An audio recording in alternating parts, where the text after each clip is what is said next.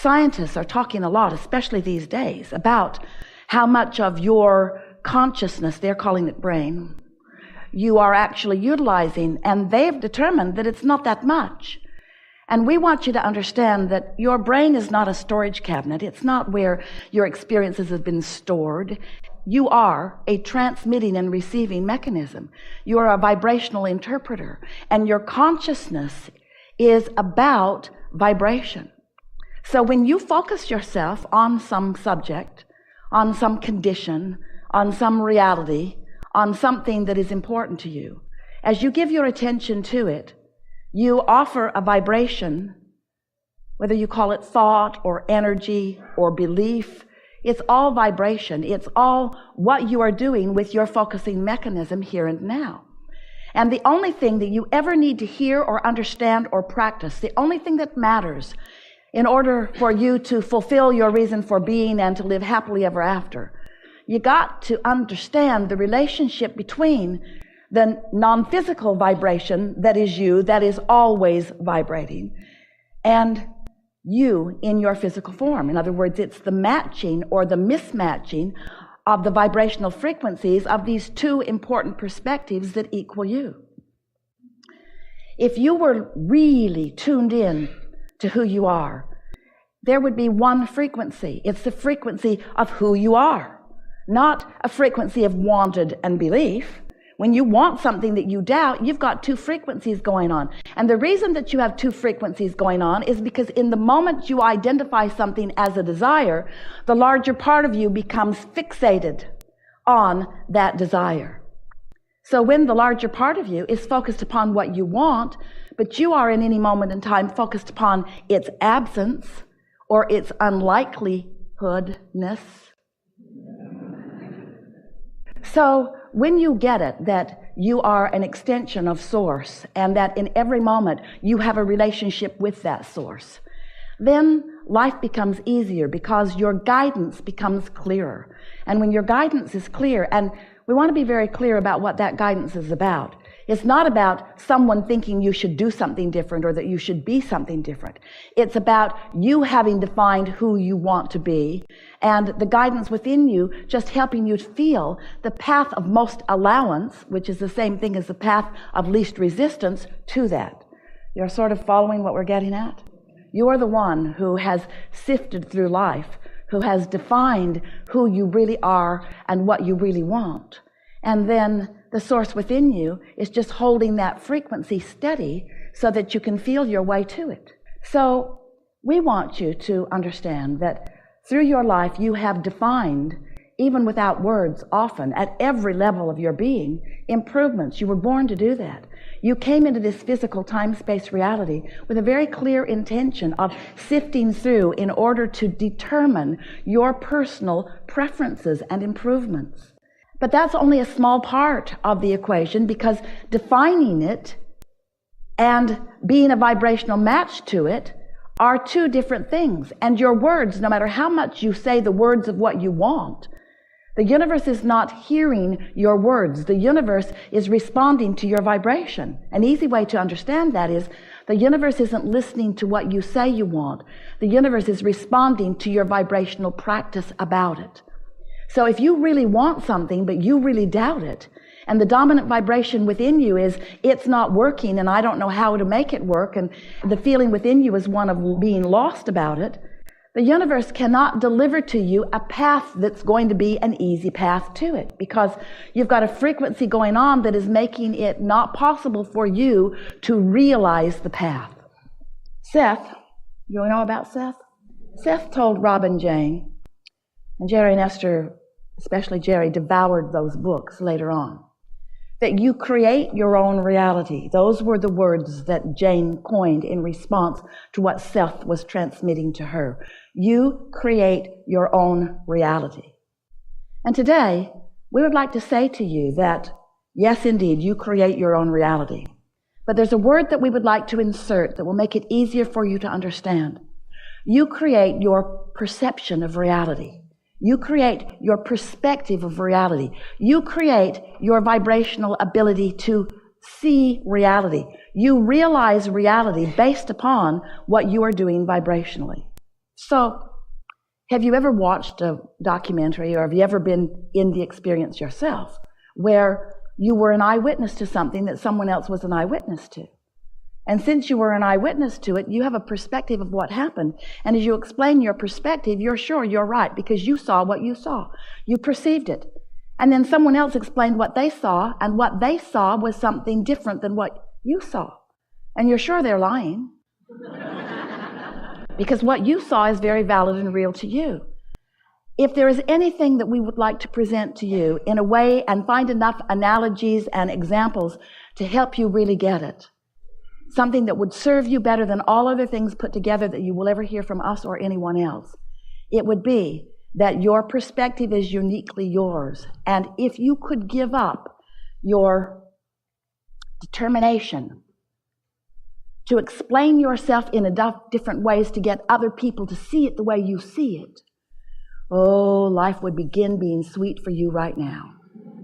If you could just accept that everybody gets to create their version of reality, and that you will waste your life in trying to get them to accept your version.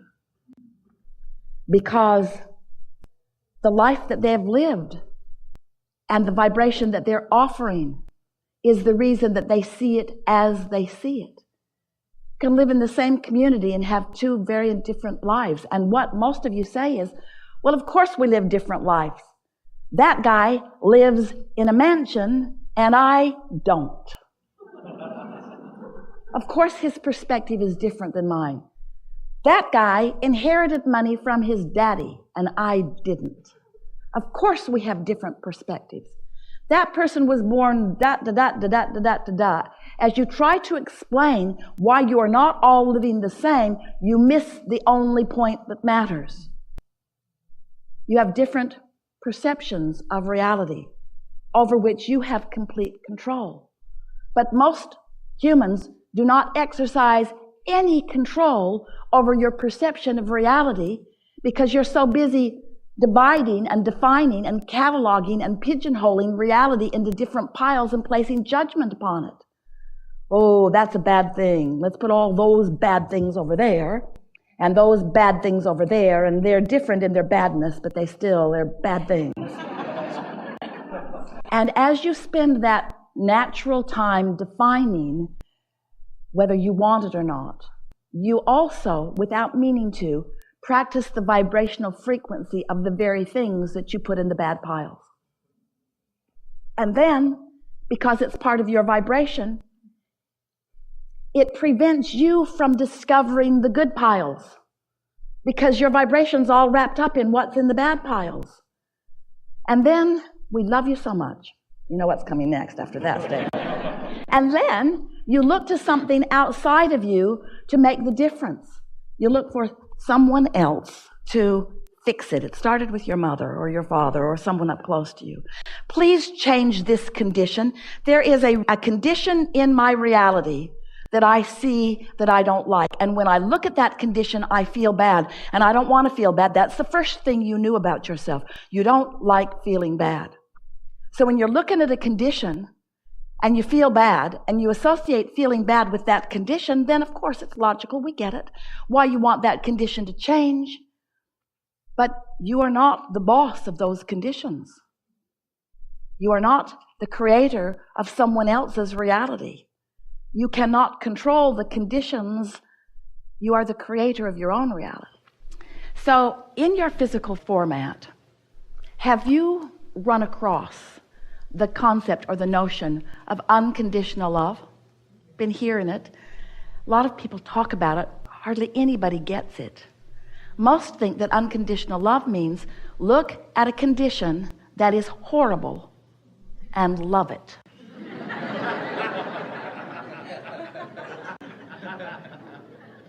So you need a lot of practice at that. But you can't look at unwanted and be a vibrational match to wanted, so you're never able to accomplish that. That's what makes you want to define things and explain things.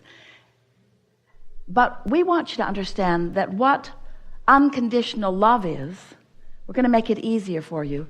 Unconditional love, unconditional clarity, unconditional appreciation, unconditional alignment, because love and appreciation and clarity and eagerness and all of those words that describe good feeling, they all mean alignment with source, and that's what love is.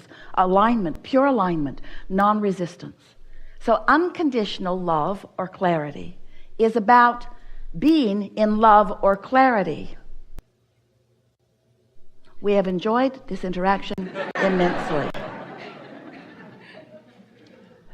But the words unconditional love are not just a goal for you to accomplish. It is also the process by which to accomplish it, all in the sentence. Unconditional love means love. We've enjoyed this interaction immensely. It means, do you know what it means? Can you feel what it means? It means withdrawing your attention from the condition that prevents the love. Unconditional love means there are conditions that you love and there are conditions that you don't love, but when you train yourself to sift and sort for the best conditions, you train yourself to be a conditional liver. You're looking at conditions, and if there are good conditions, you feel wonderful, and if there are not good conditions, you feel terrible, but then you have no control because your reality is full of conditions. Have you noticed? There are conditions everywhere. Don't turn on the television, whatever you do. It will bring a myriad of conditions to you. The television news networks, they scour the planet for things that they know will frighten you. And they dramatize them and they put them on 24-hour cycles and they put music behind them and they bring them right into your living room and they say, practice unconditional love. And we say, you just can't look at that stuff without the opinion of your source about it rising in a vibrational frequency that will let you know where you are in relationship with it, you see. So unconditional love means you got to decide that first and foremost you want to be in alignment, and if it requires withdrawing your attention from conditions that don't allow your alignment, then so be it. That's what unconditional love is. It's caring more about love than about perusing the conditions. It's about caring more about alignment or love, appreciation, clarity, than being right. Oh. That's hard to take, isn't it? When you decided to come forth into this physical body, you did not say, I'll go forth, I'll be born, splat. And I will find the right way of living, and I will convince others to come that way with me. You didn't say anything like that. You said, oh, what a wonderful world this is. The diversity of this time-space reality will provide for me the most wonderful format for new ideas to be born within me that can be realized by me. Not new ideas that can be born within me that I will then take everyone else by the hand and show them the error of their ways and the rightness of my ways. Not one of you said that. You were aligned with source then. Felt a lot better before that happened. If this condition were different than it is, then I would feel better. Maybe so. But if your feeling better is contingent upon that condition changing right before your eyes, you're in deep doo-doo. Because there is a momentum to all things. Things don't just happen. There is a momentum about them. Law of attraction and momentum are the same word. Law of attraction says that which is likened to itself is drawn. So when you give your attention to something, you activate a vibration within you about it, and things like that then are coming to you. And once you cross the 17-second mark, you've got some momentum going. Once you are 17 seconds, and you cross the 68-second mark, you've got enough momentum going that without a conscious decision about it, it's going to take off for a little while until you sleep. And the nice thing about sleeping is when you sleep, momentum stops. You can pick it right up, and usually do the next day, but you don't have to. We want to teach you to control your alignment with your broader perspective, because that's where your happiness is. The success that you're seeking is alignment. But then we have to say to you that once you consistently find that alignment, the conditions of your life will meld and mold and become vibrational matches to the frequency that you are predominantly offering.